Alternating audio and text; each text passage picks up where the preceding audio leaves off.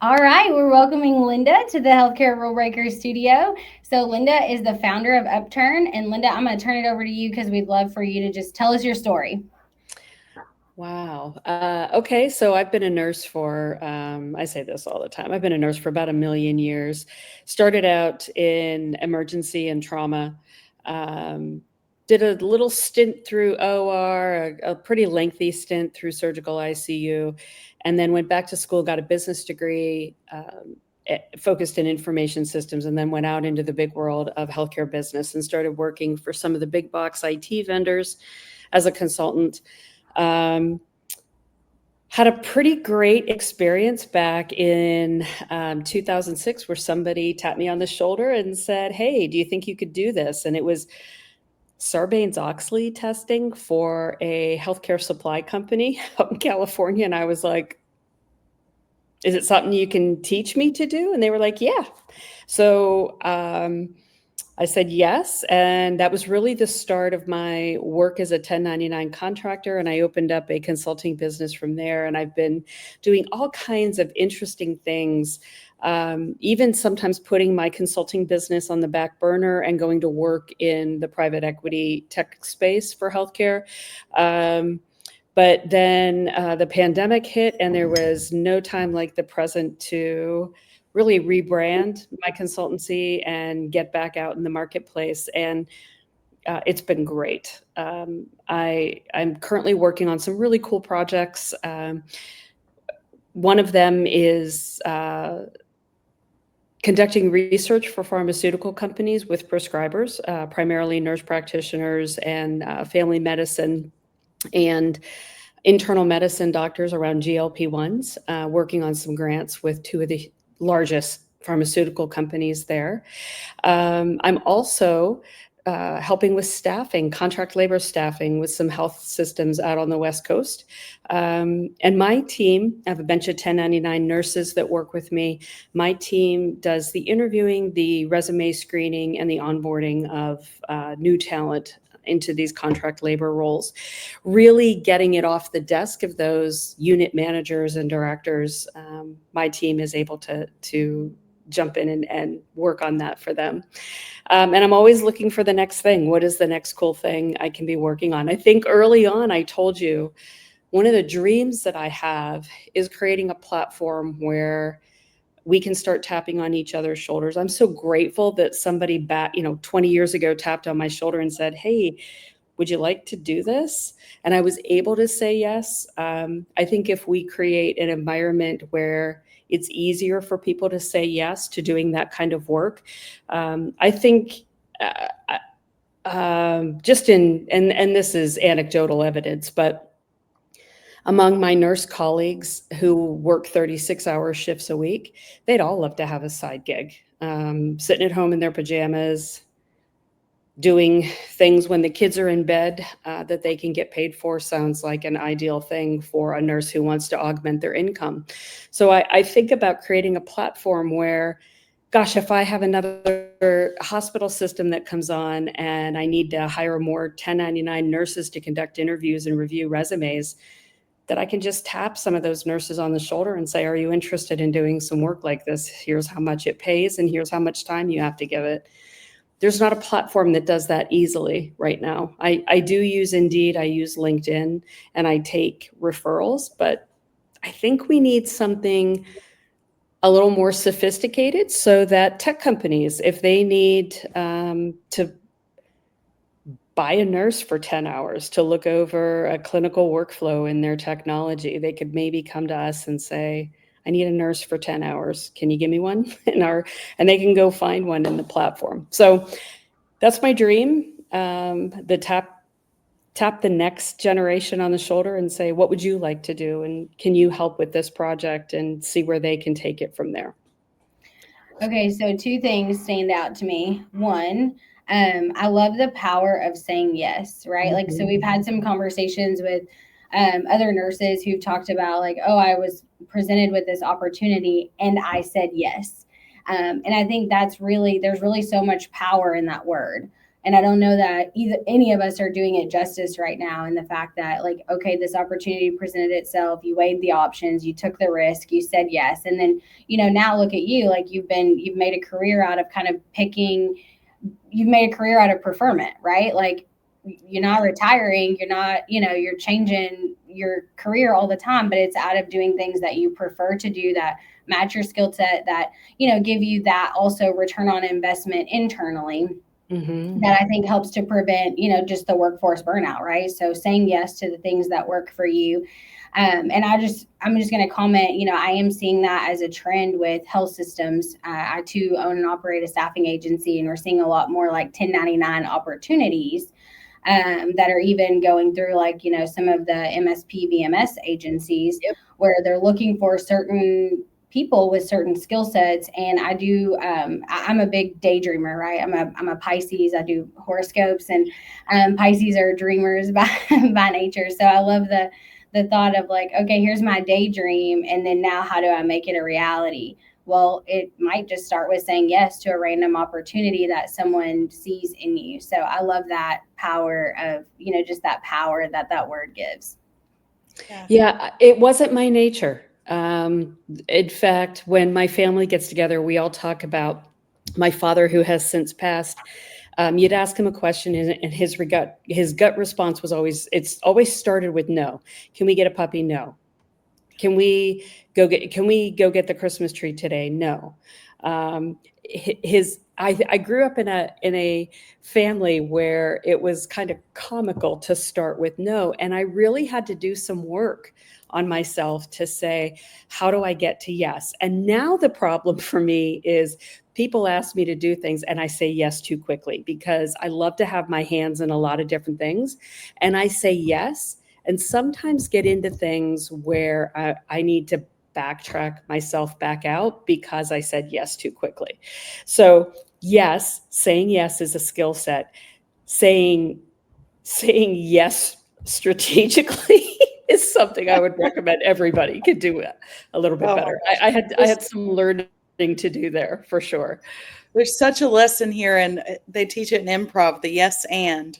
Yes, yes, and yes. We all need to read Tina Fey says it really well in Bossy Pants. I'm not even going to try to do it justice. Just listen to that book on Audible. It's awesome. But the Yeah. yes and is what opened the doors. But for me, what stuck out and what you were saying, similar to what Alyssa said, is just this opportunity for us to supplement our income. That's one thing, because we are all challenged with, there's so many nurses living paycheck to paycheck, Right. but it also infuses that joy back into when you are in that patient care. You're in there seeing the real life of what's going on, and you're serving from what brings you passion. You're so much better at that because you've been able to be fulfilled in some other ways. I give so much talk Yeah. right now about how do we return the joy to nursing. And one of the key things that I talk about is, what is it when you're at your best? When are you performing at your strength? When are you having your best day ever? And how can you be intentional to do more of that? And opportunities like this. So I love what you're saying. And then I also have to comment on the fact of what you're doing to take the work off of the nurse manager and the director. Right now, there's so much talk about their span of control and how complex it is. And so anything that we can automate, delegate, eliminate to help them be better leaders and take. So thank you for that. Oh, it is super rewarding. I screened, reviewed over 3,500 RNs myself last year for a health system. And there's some learning that comes out of that. I think some nurses really need help creating resumes that say, this is what I do and this is how I do it. Let me give you an example.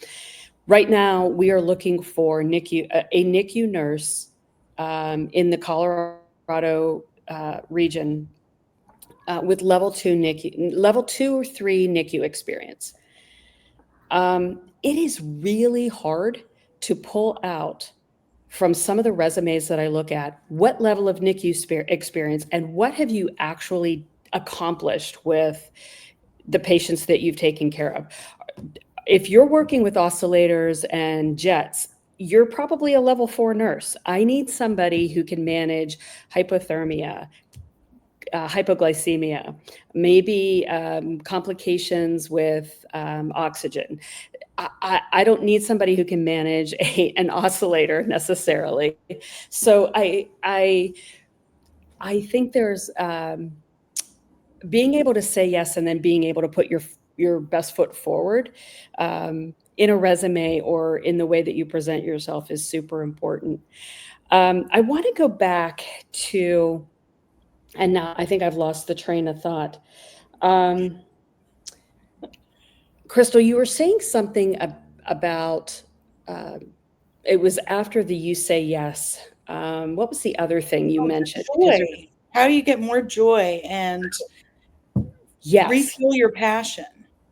So when I was going back to business school, I had a mentor, and I said to my mentor one time, I was like, man, the reading I have to do for my master's degree is really, it's a slog. It feels really hard. And he said to me, so here's what I would like you to do. I would like you for the next month to commit to reading 2 novels that you've always wanted to read. And we're going to talk again in a month, and we're going to have a different conversation. And I made the commitment, and I read 2 books that I've always wanted to read. And I can tell you the names of those books because I still remember. And at the end of that month, we got on the phone to talk, and he was like, so how's the reading going for school? And I was like, I get it. Like, now when I sit down to read for school, it's purposeful reading. I understand that there's work to be done. I'm getting my pleasure reading elsewhere, but I don't know how it worked that way, but doing that pleasure reading made my work easier. It made my work easier. And I think that speaks to what you were saying about not only finding the joy, but man, showing up and saying, maybe it's, I'm not looking for a job for myself, or I don't know. It's funny how that works. Like, go read something else is going to make this reading more meaningful to you. I was skeptical, but it worked. And I think the quote that comes to mind for me is joy. And I think you get the joy and the pleasure out of the reading the novels. Joy reminds us what we're fighting for to begin with. Yeah. That's what comes to my mind. Oh, that's probably part of it. So I want to take us on a different, and this question might actually be for both of you because you both work in this space, but I'm thinking about the leaders that are out there that we want to help. And I'm hearing repeatedly the turnaround times in hiring someone. So, the time that you get a resignation to the time that a new person has entered your organization, the numbers that I'm hearing are crazy. It's months. Mm-hmm. Months. Have you, either of you, and I know that we're not going to solve the credentialing, the background checks, maybe we will one day. We won't in this podcast. But is there anything that you're seeing as you do this work, both of you, trying to quickly onboard people, like a helpful hint to someone who's struggling with this? Well, I'll share that one of the key things I find is just communication, return of communication, being able to have clear understandings of like, what are you looking for, where, that kind of thing, just like clear communication on what you're looking for in the role, what you actually need right now, what you need longer term, like those kinds of things. But I think it's all in like just the communication. And sometimes that's with the relationship that you have with the individual, with the hiring leader, with the organization. But I know communication is a big factor, and or lack thereof, or that it all lies on one person. But it's still all, heavily dependent on the communication between the leader and the HR, who has the responsibility, that kind of thing. Linda, I'll hand it over to you to give your rendition. So I'm going to just expand on the communication piece. If a nurse manager or director gets in touch with us and has approval to open a requisition to fill that role, technology is a miraculous thing, especially AI powered technology. And so there's a couple of pieces of the puzzle that wrap around the communication. So first of all, is there a rec open to fill that position for that nurse that just left? If you were to not replace that nurse, what would you be paying in overtime? And does it make sense to get a contractor in for 13 weeks while you go look for a full-time, even 26 weeks, for you to go find the full-time person that you want to have? So can we immediately place somebody into that role?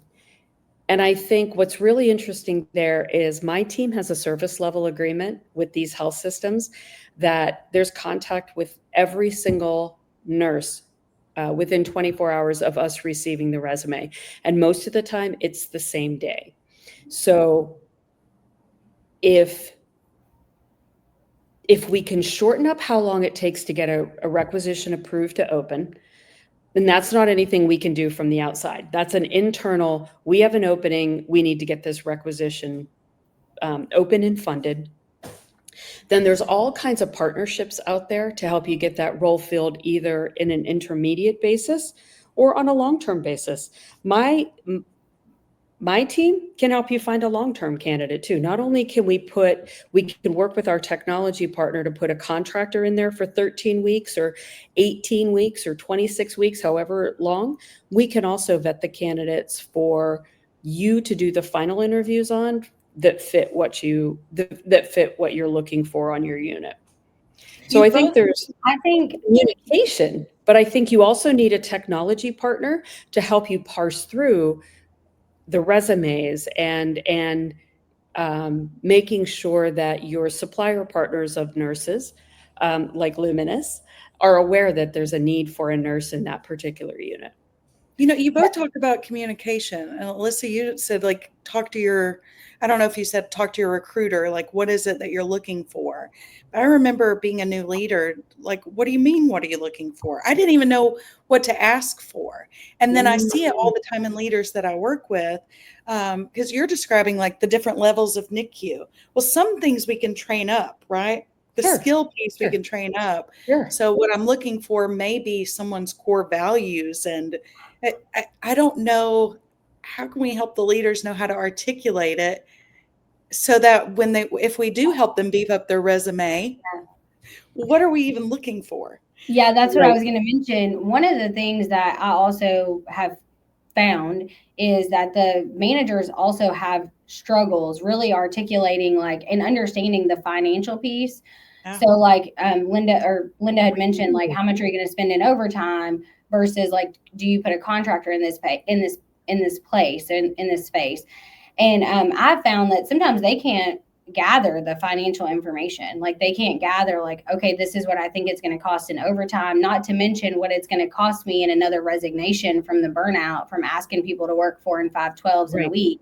Right. And that general loss, to be able to then take it up a step further, whether it's from manager to director, director to CNO, CNO to CFO, or whatever that conversation looks like when you're making that request, they're struggling, with that, okay, I need this person. This is how long it typically takes to hire this role, because it's either a niche role or it's a unit that, you're going to have to disclose has a higher turnover rate or whatever the case may be.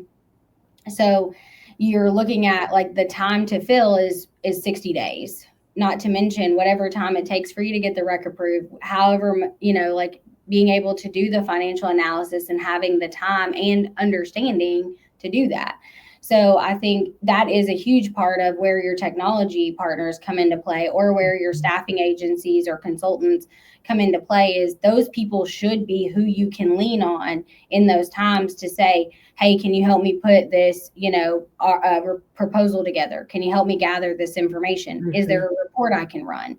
What does that actually look like? Because I think for the everyday, day in and day out, dealing with all the, trash cans on fire, nurse leader, you may not literally have the time to sit down and figure that out and or to have a conversation with your HR recruiter, but you need to have somebody that you can lean on that can support you with it and supply you with the information, right? And that is where I think, industry partners and supplier partners have a good place in the market, is that they really should be who you lean on to say, hey, we contract with you for labor all the time. Like, I may potentially have a need, but I need this information to be able to get that approved. And I think that's exactly the pin that we should be plugging and playing with the support of our nurse leaders. I do think that is challenged a little bit, depending on like what type of technology you're using or who your MSP is and the relationship that you have with that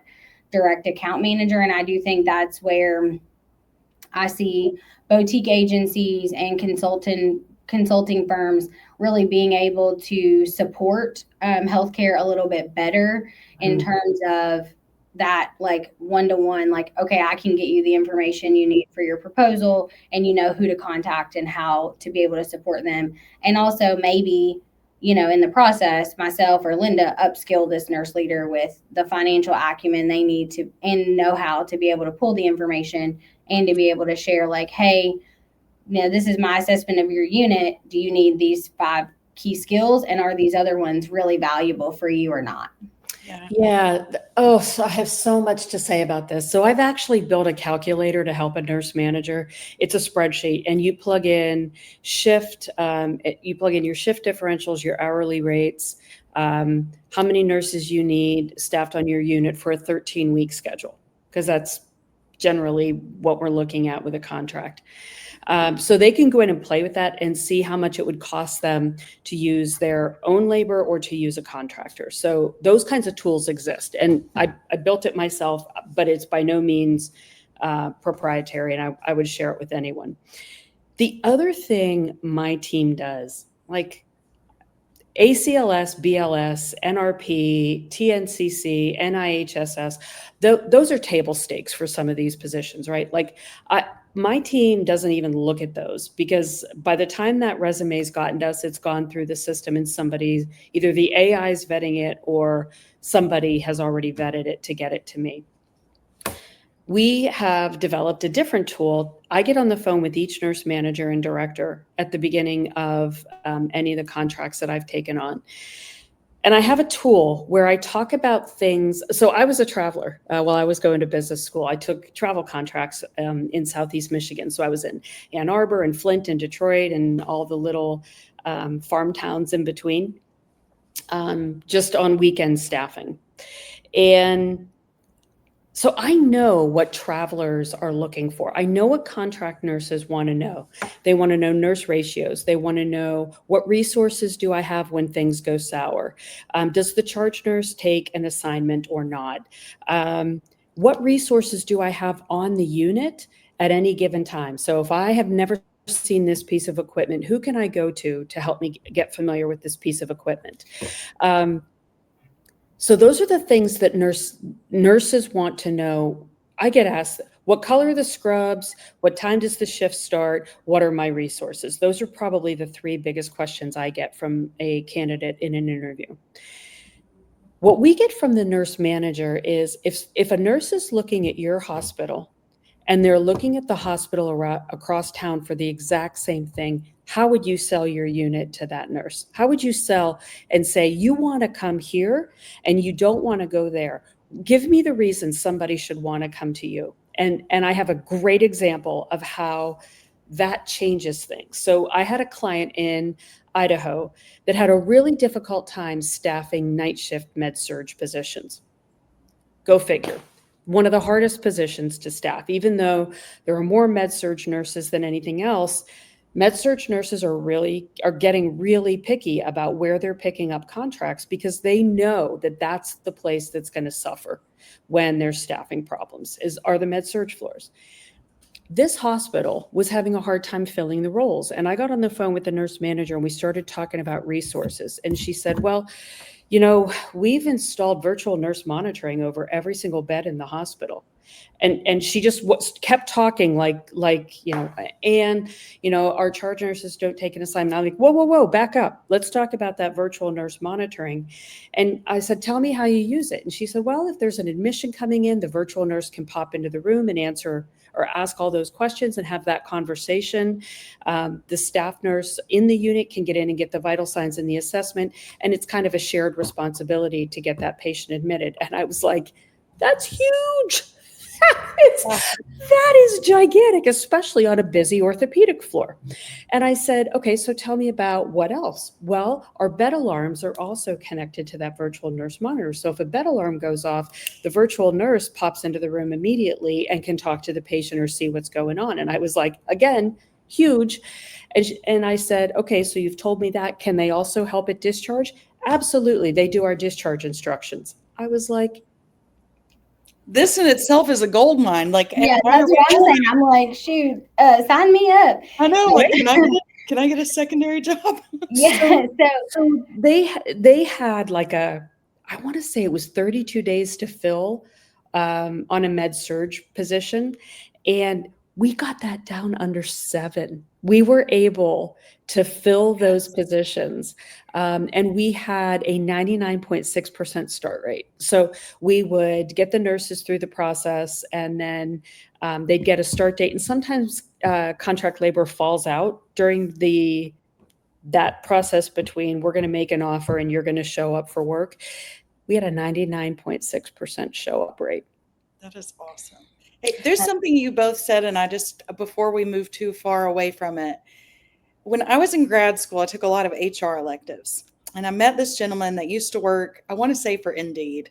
I may get the company wrong, but he taught me that in your resume, if you would just in white font where no one can see it, type in all the words that someone may be looking for, detail oriented, collaborative, like all the things. And it's like, that doesn't show up on your resume, but when the filter runs it, and now AI is so much more advanced. I mean, that was over a decade ago, that it would pull it. And so I'm just thinking, is there anything out there to our listeners, whether it be the hiring side or the looking for a job side? Because I'm hearing a lot of people say, their resumes just get kicked out of the system. Like they've answered one thing that doesn't match, or they don't think they meet the qualifications.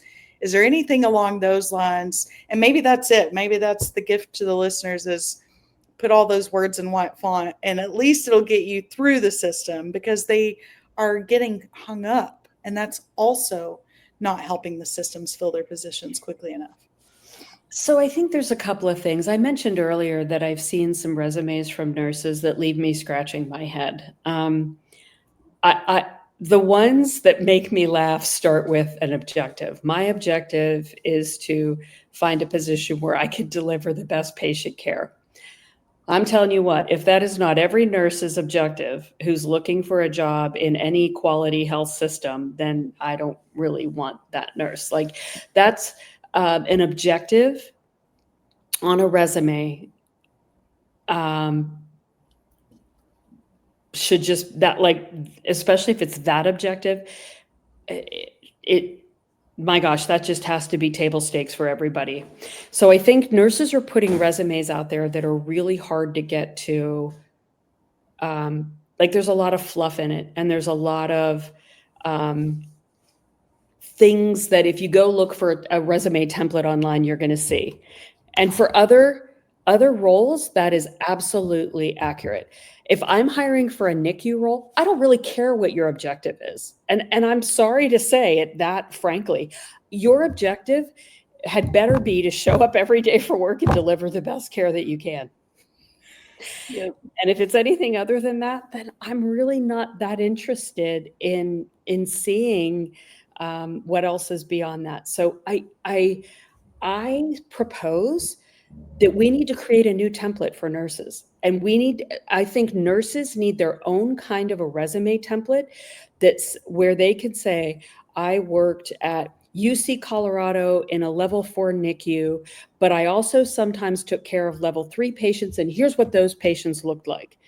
And then, of course, all the certifications and education are table stakes, right? Like, so NRP, ACLS, PALS, TNCC, all the things are just check boxes, if you will. Yeah. But I don't know. Do you think we need a new format of resume for nurses to make it easier for hiring managers to find the right candidate and nurses to put their stories together? Right. Well, the thing that came to my mind, a dear colleague of mine taught me something called the 3 parts nurse. It takes all 3 parts to make you a good nurse, because we say they're a good nurse, but, right? And so it's, are you competent? Are you punctual, on time, like you're going to show up to work, you're reliable? And then the third is the attitude. And I can argue the competence part, right? Because I can teach people how to do most things. We all had to learn at some point. But I love what you're saying. We had a conversation with Dan Weberg, I think it was yesterday.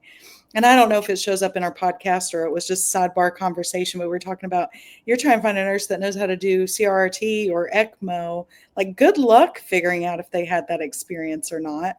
You can't weed through it. So I think, yeah, I think there's a real opportunity. I don't know the answer, but if I'm the hiring manager, I'm more interested in the dependability and the attitude than I am. And maybe that's different in a staffing company, but I can teach people how to do the rest of the things. So it was interesting during COVID. We were hearing time and time again from nurse managers, we'd really like to have a teammate, but I just got to get this position filled, and it's only for 13 weeks. So I need somebody who can come in and do the job for 13 weeks. And we hope they extend. And I was like, well, but if you hire for attitude, again, skills are table stakes. If you hire for attitude, you're more likely to have an extension, right? So if we're hiring for somebody, one of the things that a nurse manager told me is, look, our team's very close. And on the weekends that they're not working, they may have a barbecue or go stand up paddle boarding. And the expectation is, if you're a traveler in that group, you're going. You're showing up for the social things with the core members of that nursing unit. And that was important to them. And there were some nurses I talked to that were like, I'm a traveler because I don't want to get involved. I get that. Like, kudos. You are a very important piece of this puzzle. But then there were nurses that were like, oh, I love that. I love that they'd let me be part of the team. And I love that they'd want to hang out with me after work. And they wanted to make friends. Those things are important. And I think you got to know what you're looking for and what's going to fit on your floor. But if you just need to fill a spot, why are we putting nurses through a lot of behavioral interviewing for a 13-week contract? Why are we doing that? It's 13 weeks. Amen. Amen. I just posted something on LinkedIn recently too about, like, if you know you're not going to hire them, don't waste their time. And why are we dragging this out and putting them through 1,000 things? It's just too much. If you just need somebody who can come in and take a med-surg assignment, takes 4 to 6 or 5 to 6 patients for a shift and can deliver competent care, let the rest of that stuff go. I know we all as nurses want inclusion and shared decision making and all the things. No, sometimes you just need somebody to come in and take an assignment and give your core staff a break. But also add, they can't be toxic. They can't be, and I think you have to manage that. I have some hilarious stories where a nurse manager called me 2 days after a new contract started, and she was like, tell me what the interview was like. And I said, well,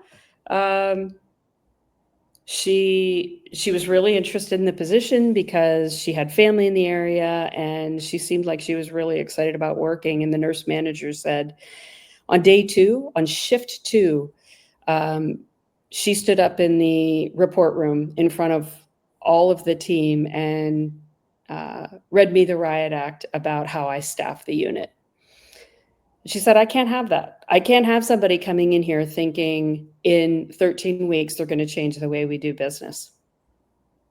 I was like, okay. I said, so if you were doing the interviews, how would you screen for that? And she said, I don't know that you can. Because nobody at an interview in their right mind is going to stand up and say, on day 2, I'm going to come in and tell you how you really need to be doing things. Nobody's going to do That's that how I really if feel. they're even halfway sane. So all the interviewing in the world isn't always going to fix the problem you need to have. It's probably going to take a series of interviews and a series of deep behavioral conversations. Yeah. Tell me about Well, a time. I know my dad has worked like manufacturing, power plant type work his whole life, right? And they always had like he worked for Toyota for years, and they had a shift day, a day where you'd come and you'd like work a shift. It was before you were ever like actually offered a job. You got paid, you got a paid work day, you came and you had like a work shift. Like you'd work with the team, they'd show you the line, they'd, have you do a few things and showcase your skills as well as, have some camaraderie among the team. And there were lots of people that didn't get called back after their work day. Yeah. And why? Because they got in there and they thought, oh, I'm one of the guys or I'm one of the Yeah. girls, and they're, showcasing their talent, their true self, and they showcase like that, toxic conversation. But I think that's one of the things that we haven't, we've adopted lean processes, but we haven't adopted like some of those hiring processes from our manufacturing partners who do offer like those shift days and work days. And I'm seeing it a little bit now, but I mean, like the shadow, all that, it's all risk mitigation, right? Like we say it's too risky. Well, it's just as risky, and probably more likely that someone will get injured working the line at Toyota than, coming in and walking the unit for a couple hours. Yeah. I love that. I think my experience is that there wasn't time during COVID, particularly to Without offer a those doubt. kinds of things. So much harder in healthcare. Yeah. So I know that we have to wrap, but I have to just share this one thought because it's just really cool. When you were talking about they come in on the paid day for Toyota, and we've seen the shadow days, we've seen all of that. I talked to an owner of Chick-fil-A once, and so in the local, they would come in, all the managers from the local stores would come into Chick-fil-A, and everybody's coming to this hiring event. And you would show up and say you're coming to interview for a job, and they would sit them at different tables, and they would have games on the tables. And they would say, just do this while we'll call you up whenever we're ready. And the managers were there roaming around, just watching the interactions of how people had good teamwork and how they took the lead and that's how they made their hiring decisions. So they had no idea they were even in an interview. And I just thought, we've got to adopt something like this in healthcare. I don't know the answer yet, but I had to share that story because there's something to it. Yeah. So I want to recap one thing that you said, Linda, before we do the healthcare rule breakers question. I literally had to write it down because I was like, I want to be focused and be present in our conversation. So I'm like a squirrel, I got to write it down. But one of the things that you said was how you asked how the nurse leader would share about the unit. Like, how would you talk about the unit? And what I instantly thought of was, oh, this is marketing. Like you're doing marketing. Like, how would you market your unit? But I will tell you, until I transitioned from my health system leadership role to a role where I was responsible for the entrepreneurship and how the business was running, I did not fundamentally really understand marketing and the power of that and the power of branding and those types of things. And so I think in my experience, that's one of the things that I find most challenging is like people don't even know, as a leader of a unit, you don't know that your unit has a story and has a brand and is a marketplace. And people are talking about your unit, like on a Facebook group for your city, and they're saying, hey, don't go work there. The nurse leader has this, or the unit has this environment, or the hospital has this. And like, you don't even understand that that's associated with your brand. And nurse leaders have an individual brand, the unit has a brand, and the hospital has a brand. And people underestimate the power of how you're marketing that. And or if you don't even know that there's a negative connotation associated with your unit, and that is tarnishing your brand, and it's maybe why you don't get applicants, or it's maybe why you do have a difficult time hiring, because people come there, they interview, and then they go ask their buddy, and that word of mouth, and that, those Facebook networks, and those networks are huge. They will get on there, and they're going to ask about you. They're going to talk about you. Yes. They are going to even anonymize themselves, and they're going to say, don't go work on the 4th floor at this hospital with this, if this person's still the manager, or if this person's still the charge nurse, or whatever. Yeah. And I think teaching and you don't talk about marketing in your BSN program, right? No. You don't talk about it. But I do think, like, fundamentally, that is a gap in nursing, is that, we're not doing leadership development to talk about branding and marketing. And that's how you hire people. That's how you sell your unit. Like, that is a huge gap. Yes. And so I'm very passionate about, like, this, nurse leader branding and understanding, like, marketing, because that's why that's a big part of the struggle in hiring, is you don't understand the brand of your unit, and you don't know if there's a negative or a positive associated with you in your city. And so you just struggle. And nurses bring receipts, right? So when nurses are talking amongst each other, they're sharing those receipts. They're writing a check and they're cashing it. Mm-hmm. It is check cashing season. It is.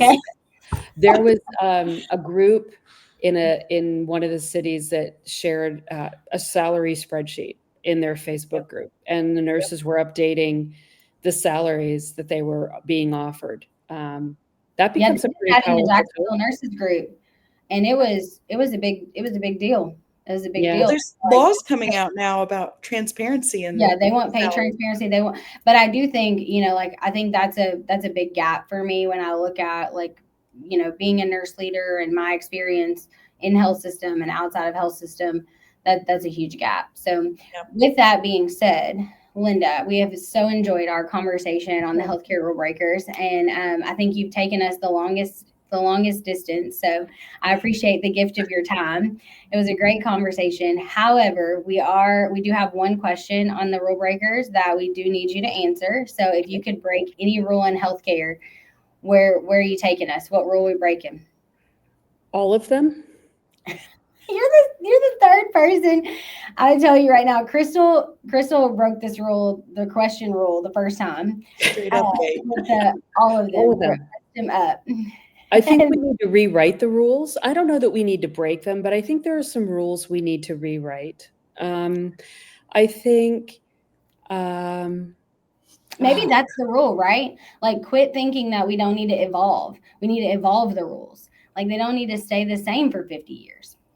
Right. Like, we don't have to throw the baby out with the bathwater, but maybe the rules need to be rewritten a little bit. I mean, when I started my nursing career, they were still smoking in the nurses' station, and the nurses would get up when the doctors entered the nurses' station to do their notes. So we've evolved, and I think we've broken some of those crazy rules, but I think there's no rule in healthcare, as long as it doesn't impact the patient experience of quality. And I don't mean that the patient feels like they're at the Ritz-Carlton. I mean the patient experience of quality. Is the patient getting the absolute best quality of care? And it really starts and ends there. So if any of the rules that don't impact what the patient experiences in terms of quality, I think they're all up for grabs. Agreed. Okay. So if anyone wanted to get in touch with you, or they wanted to contract you, they wanted to talk to you about maybe mentorship, because you did share about mentorship on here, how are they finding you? How's someone getting in contact with you? Word of mouth has really been my biggest somebody has a great experience with me and is happy to share with the next person. So that's been great. But LinkedIn, I'm not super active on LinkedIn, but that's a great place to reach me. I am off of all of the Meta socials. So I'm not on Insta. I'm not on Facebook. I'm just not there. So LinkedIn's the best, or all my contact information's on my website at upturnnow.com. Upturnnow.com. Okay. Yep. All right. Well, that It's a sounds pleasure. good. Yeah, no pressure. We appreciate having you on the Rule Can I come Breakers back? today. Part Absolutely. 2. We have to have a part 2. I love it. Thanks. This was fun. Thank you.